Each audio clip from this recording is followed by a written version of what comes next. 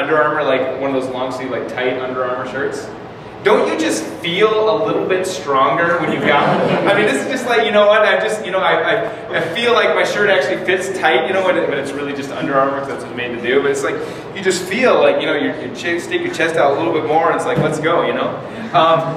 Okay, what's that? Or after you watch UFC, you're just like, yeah. I can take on it. You just want to smash some things after you watch, yeah. Or if, if you watch your sports team win, like it's basketball, football, then all of a sudden you want to go out and you want to play basketball or play football. At least that's what I'm like, and I'm still like that a little bit. Or how about you sitting in class and maybe a teacher answers a question and there's, when you definitely know the answer, your hand like shoots up and you know exactly, but if you kind of have doubt, it's kind of like, it's just like, because you perceive yourself as knowledgeable and really confident. The other time you perceive yourself as not so knowledgeable, okay? So you act differently. Okay, now here's this. Someone can be, I believe, incredibly valuable, but they can see themselves as very insignificant. And one of the examples they showed in there was a lady that was a prostitute in there.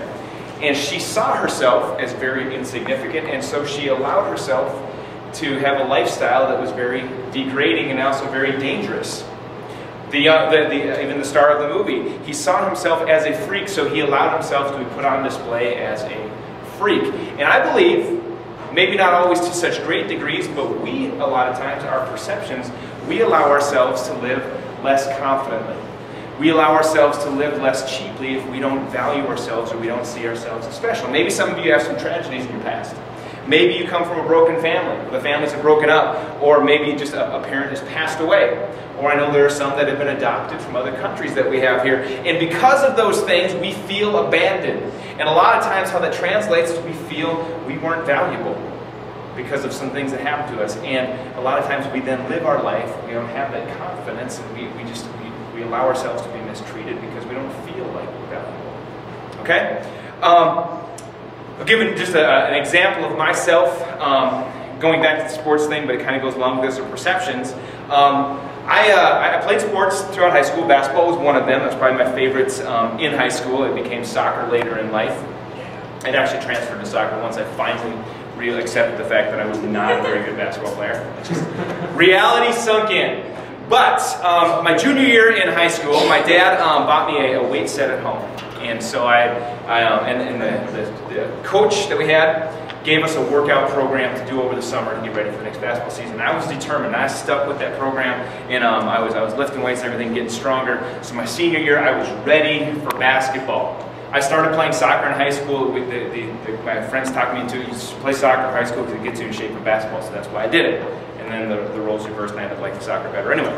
But, so I got in shape for basketball, I lifted weights, and I was ready to play. And we were starting to practice throughout the year, and I was aggressive because I really believed I was stronger than I was last year. I was faster than I was last year. I could jump higher because I actually could touch the rim. It was an amazing year of my life for me. My goal in life was to be able to dunk a basketball. I never achieved that goal. But I did touch the rim. And I was ready to go that year, and I started off the year, I was playing really well. And as far as defense-wise, rebounding-wise, I was never a great scorer. That didn't improve much. But I was playing well, my friends were noticing, the coach was noticing.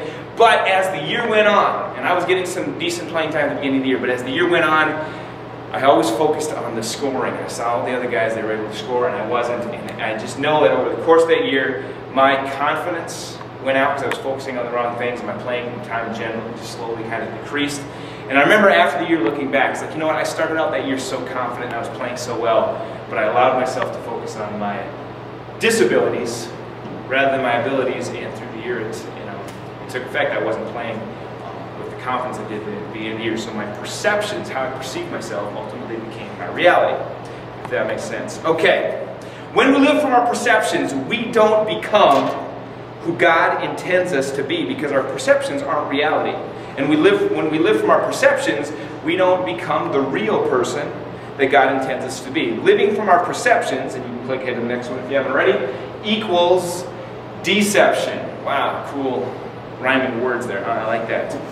When Satan steals your identity, he steals your benefits, in other words, your peace and contentment, and your power. See, what happens is when Satan can get you to live from your perception, if you don't really believe you're special, you don't believe you're valuable, you don't believe that you're, that you are, even if you're not talented as the next person, you still have as much value as the next person. A lot of times we get discontent with life and we look at the things we don't have and we get focused on those.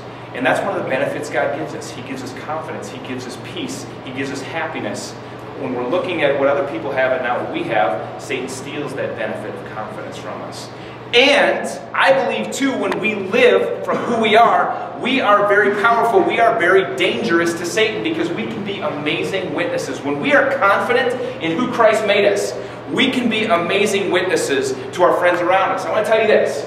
For high school students, the most impacting, actually, in reality it's for any person, the most impacting person in your life, in another person in your life your age, is going to be people that are their age. I'll put this in case that didn't make sense. Your friends, those people that are your age, you have the greatest opportunity to be an impact on them. Your friends, your peers at school value what you think of them and what you say about them more than what I think about them and what I say about them.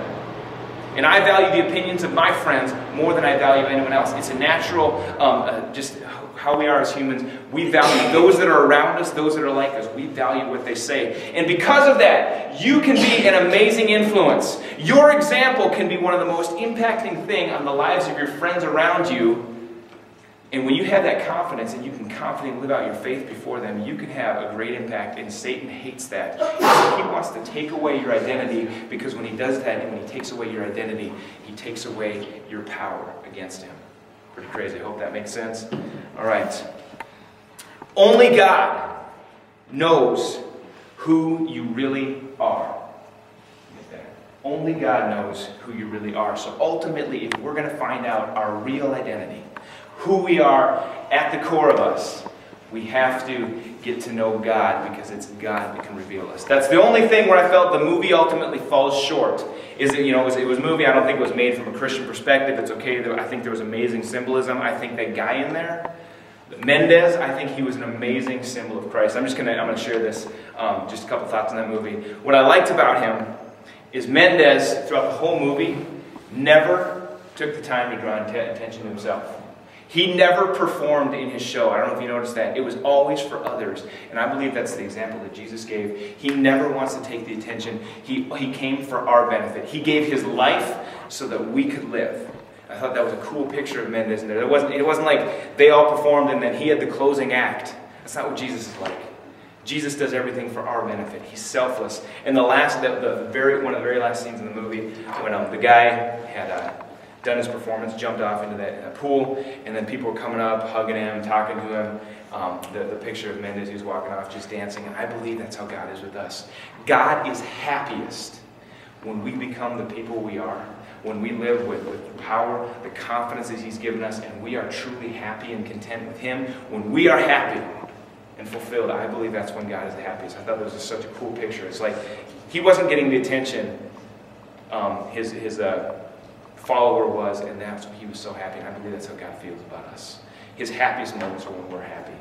Okay, only God knows who you really are. Jeremiah 1:5 says, I knew you before I formed you in your mother's womb. Before you were born, I set you apart and appointed you. None of your defects, none of your disabilities, none of your quote-unquote imperfections are imperfections in God's eye. God designed you the way you are. And he loves you that way. And then Ephesians 2:10 says, we are God's masterpiece. He has created us anew in Christ Jesus to do good works, which he prepared in advance for us to do long ago. Now, if you think you're a mistake, you're going to live life like a mistake. But if you think and you believe that you are a masterpiece, as God says you are, you will live life confidently, not proud, but confidently, and you will be a blessing to everyone as a true masterpiece is. And our theme verse for this series, before we break into our small groups, is 1 Peter 2:10. We'll be hearing this verse throughout the next few weeks. Once you had no identity as a people, but now you are God's people. Once you received no mercy, now you have received God's mercy. That's 1 Peter 2:10.